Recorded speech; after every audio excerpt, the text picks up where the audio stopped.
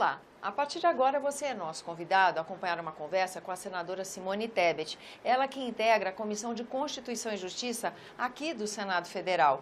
Relatou um dos projetos que hoje foram discutidos na comissão, que dizem respeito à segurança pública e dizem respeito diretamente à vida do cidadão comum.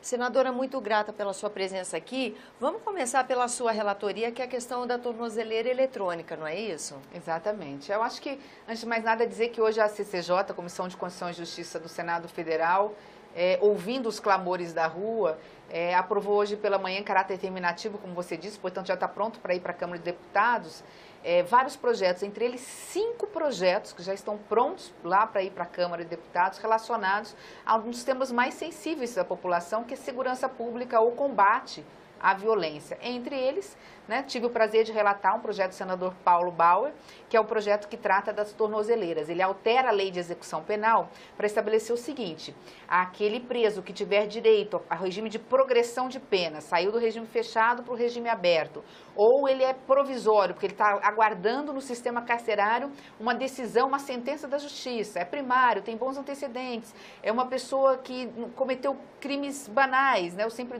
dou exemplo de furtar um alimento no supermercado, que ele possa aguardar em liberdade usando as tornozeleiras eletrônicas. O problema é que o Estado brasileiro, cada vez mais sem dinheiro, tendo que gastar com saúde e educação, não pode muitas vezes ficar gastando com preso, que o senador Paulo Bauer faz de uma maneira muito simples. Estabelece o seguinte: a partir de agora, quem tiver direito à tornozeleira eletrônica vai ter que pagar por ela. Nós apresentamos 2 emendas apenas para dizer que em caso... pagar por mês, porque ela custa algo em torno de R$400, 350, R$400 por mês.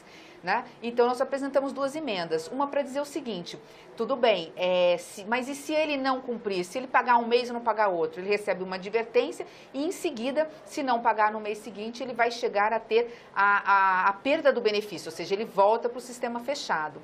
E a segunda emenda, que eu acho que é a mais justa, atendendo o princípio da igualdade e da isonomia, que diz o seguinte: o hipossuficiente, ou seja, aquele pobre que ainda está desempregado, não consegue, ele pode ter o benefício da tornozeleira eletrônica bancada temporariamente pelo Estado até ele ter condições de pagar. Esse foi terminativo na Comissão de Direto para a Câmara de Deputados. Aliás, os 5 projetos sobre a violência, combate à violência, foram terminativos, vão direto para a Câmara de Deputados. Agora, a senhora também, eu estava assistindo a relatoria da senadora Ana Amélia sobre a tipificação de cutting, É aquela situação em que o adulto estimula e induz o menor ao autoflagelamento, que é caso, como a gente viu, da baleia azul, aquele jogo, no ambiente digital, onde as crianças ficam numa situação de perigo mesmo, O que aconteceu com essa relatoria? Como é que ficou agora? A lei brasileira vai ter essa tipificação? Exatamente. É porque, infelizmente, cada vez se avançam as tecnologias, as redes sociais, a internet, começam a surgir determinados crimes que a gente nunca tinha ouvido falar.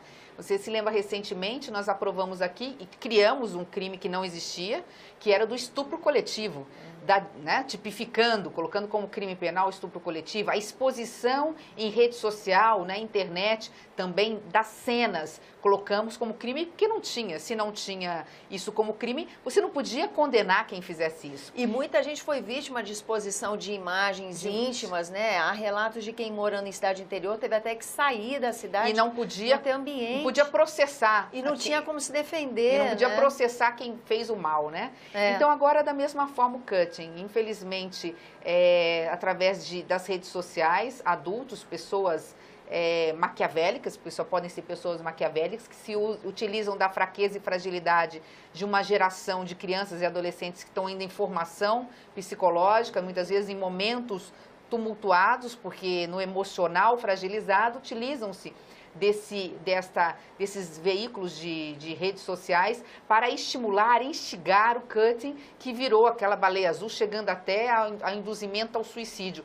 Nós fomos ver no Código Penal, não tinha como punir essas pessoas naqueles casos específicos. Você pune de uma outra forma, com penas mais brandas. Agora não. Graças a esse projeto do senador Ciro Nogueira, relatado pela senadora Ana Amélia, passa a ser crime, vai para a Câmara agora, com penas severas para o adulto. Por que eu fiz uma sugestão acatada pela senadora Ana Amélia? Porque essa alteração é do Estatuto da Criança e do Adolescente. Então, ficava em aberto se a criança ou o adolescente que estimule outro adolescente a praticar o cutting, se ele poderia ser penalizado ou não. E nós entendemos que era preferível deixar essas crianças e esses adultos fora, essas crianças e adolescentes fora da penalidade de ser internado como no sistema lá para menor, porque normalmente uma criança ou um jovem que estimula o outro a se cortar, né, a cometer certos autoflagelamentos e automutilações, eles próprios têm problemas psicológicos e eles próprios se automutilam.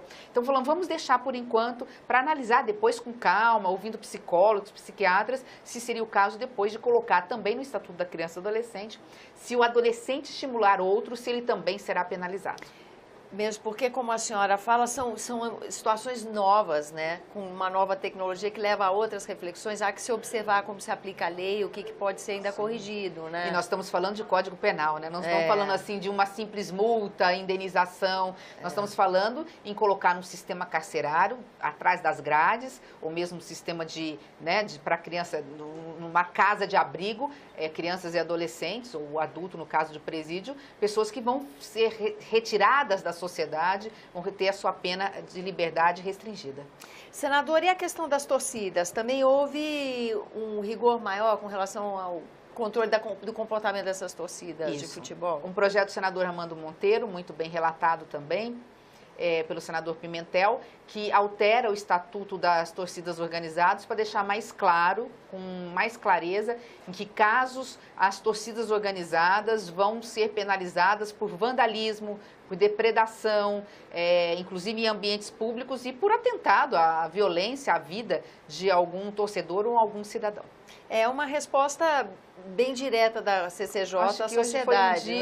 Foi um dia muito produtivo, né? O Senado tomando o rumo aí da história, o protagonismo, ouvindo as ruas. Nós sabemos que hoje segurança pública e saúde pública são dois temas que rivalizam em importância na mente da população brasileira. Grata pela sua presença aqui no nosso programa. Eu que agradeço. Eu agradeço também a você que nos acompanha. Lembrando que esse é o programa Argumento. Você é nosso convidado a fazer sugestões e críticas ao trabalho da TV Senado pelo 0800 61 2211, ligação gratuita. E você pode rever esse ou outros nossos programas por endereço eletrônico senado.leg.br/TV. Até a próxima.